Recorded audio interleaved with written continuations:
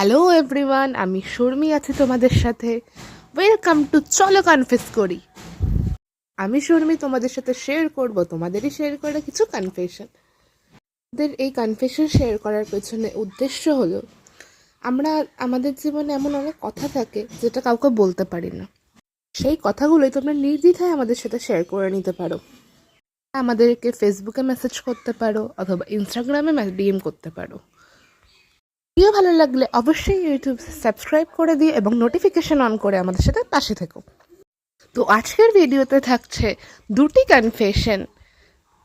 আর দেরি না করে চলো যাওয়া যাক আমাদের প্রথম কনফেশনের দিকে। হাই দিদি, আমি হাতি। কনফেশনের জন্য ধরে নিলাম। হ্যালো হাতি, আমি 18 বছর বয়সী কলেজে পড়া একটি ছেলে। যখন ক্লাস 9-এ পড়ি তখন আমার একটা মেয়েকে খুব ভালো লাগে। মেয়েটি আমাদের সাথে টিউশন পড়তো। আস্তে আস্তে আমাদের মধ্যে বন্ধুত্ব হয় এবং সম্পর্কটি প্রেমে পরিণতি পায়। তারপর মাধ্যমিক দিই।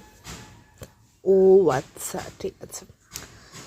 আমি সারাদিন ওর চিন্তায় ডুবে থাকতাম, খালি সারাদিন ওর কথাই ভাবতাম।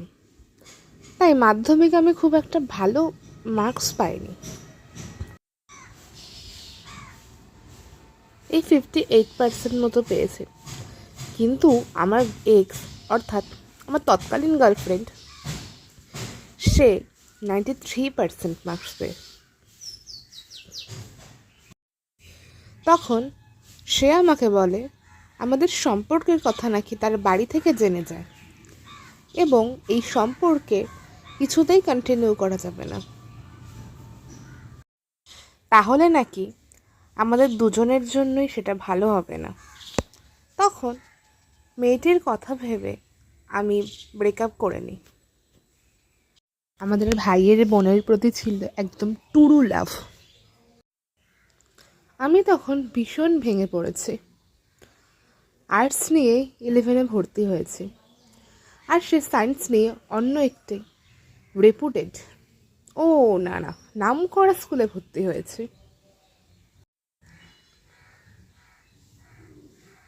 প্রায় 1 বছর পর আমি জানতে পারি সেই মেয়েটি একটা ফার্স্ট ইয়ারের ডাক্তারি পড়া ছেলের সাথে সম্পর্কে রয়েছে।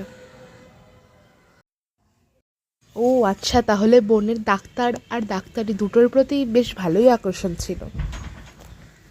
সে আমার থেকে পড়াশোনায় ভালো, ফিউচার ভালো, বেশ হ্যান্ডসাম, 6 ফিট হাইট বলে সে আমাকে ছেড়ে দিয়েছে। সে আমার ভালোবাসাটা দেখলো না, খুব কষ্ট পেলাম সেদিন। এত রাগ হলো, তারপর ওর সাথে যোগাযোগ করার চেষ্টা করলাম, কিন্তু ও রেসপন্স করেনি। স্বাভাবিক ভাই, তোমাকে যে ছেড়ে চলে গেছে সে তোমাকে কেন রেসপন্স করবে। আমি ওদের বাড়ু চিনি, ওদের বাড়িও গিয়েছিলাম। ও আচ্ছা, বাড়ু না, ওটা বাড়ি, অ্যাজ এ ফ্রেন্ড, কিন্তু ওকে বোঝানোর জন্য। ভাই, এক্সের সাথে তোমার কিসের বন্ধুত্ব? বাট কোনো লাভ হয়নি। সে রেগে আমি প্রতিজ্ঞা করলাম আমার ইউরিন দিয়ে যদি ওদের হাত না ধোয়াই, আমার নামও হাতি নয়। প্ল্যান মতো একদিন রাতে ওদের বাড়ির ছাদে উঠলাম, উঠে ট্যাঙ্ক ভরা জলের মধ্যে টয়লেট করে দিলাম। হ্যাঁ, হা হা হা হা হা হা হা। তারপর জানি না পরের দিন কি হয়েছে, কিন্তু আমার মনে অনেক শান্তি লাগছিল। প্লিজ আমাকে কেউ জাজ করবেন না, আর আমার এই বুদ্ধিও কেউ আপনারা কাজে লাগাবেন না। ভাই, তোমার কনফেশনটা পড়ছিলাম, প্রথমে তোমার কনফেশনটা পড়ে একটু খারাপ লাগছিল, কিন্তু আমি বুঝিই না তোমার কনফেশনটা এরকম পজিশনে টার্ন নেবে। সত্যি ভাই তুমি কি জিনিস। আর একটা অ্যাডভাইস দিই, তুমি ওই ডাক্তারি পড়া ছেলেটির কাছে নিজেকে ছোট দেখিয়েছো, সেটা কখনোই করো না। কারণ দুনিয়ার অনেক লোক আছে এমন যে তোমাকে ছোট দেখানোর জন্য বসে আছে। অতএব নিজের চোখে নিজে বড় থাকো। আচ্ছা চলো দেরি না করে চলে যাওয়া যাক এবার আমাদের দ্বিতীয় কনফেশনের দিকে। হাই দিদি, আমি ধোয়া তুলসী পাতা। কনফেশনের জন্য নাম দিলাম হাই ধোয়া তুলসী পাতা। সত্যি খুব সুন্দর একটা নাম দিয়েছো তুমি। যাই হোক, যাওয়া যাক এবার ঘটনার দিকে। আমি যখন ক্লাস 9-এ পড়তাম তখন আমার জীবনে একটা ছেলে, আচ্ছা ঠিক আছে আবার প্রথম থেকে লিখছে।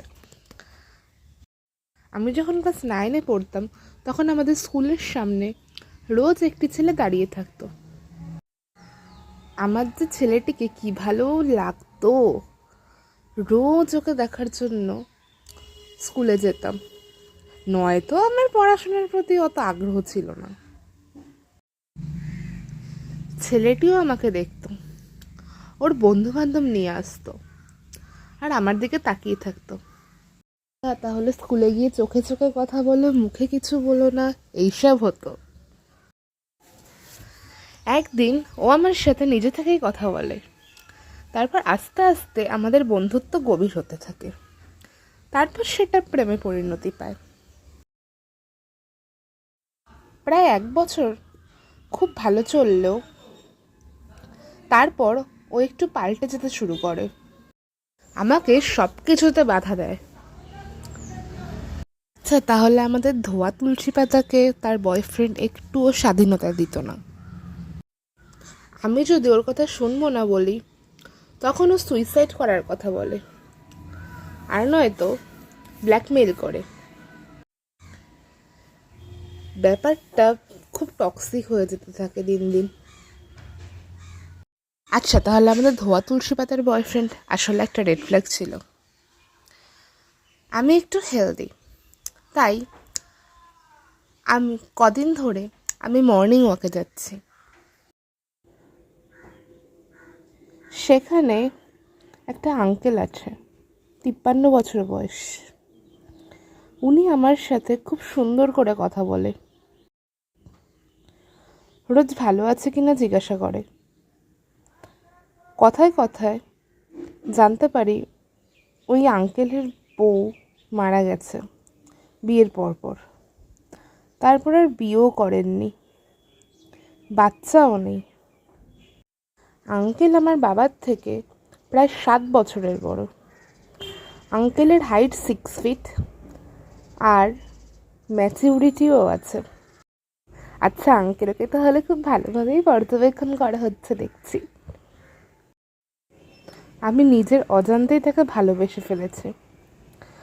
উনি যখন রোজ আমাকে পিঠে হাত দিয়ে গুড মর্নিং বলে, আমি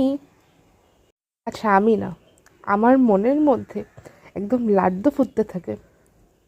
উনি আমাকে নিজের মেয়ের মতোই দেখে, কিন্তু আমি খুব ভালোবেসে ফেলেছি।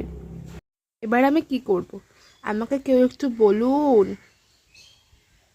আচ্ছা ধোয়া তুলসী পাতা, তাহলে তোমার একটু ড্যাডি টাইপের মানুষজন বেশি পছন্দ, বুঝতে পারলাম। অ্যাডভাইস তো কেবলমাত্র আমাদের দর্শক বন্ধুরাই দিতে পারবে। একটুখানি ধোয়া তুলসী পাতাকে সাজেশন দাও যে সে এখন কি করবে। ভিডিও ভালো লাগলে অবশ্যই একটা লাইক করে দিও, কমেন্ট করে দিও। দেখা হচ্ছে নেক্সট ভিডিওতে, ততক্ষণের জন্য বাই বাই।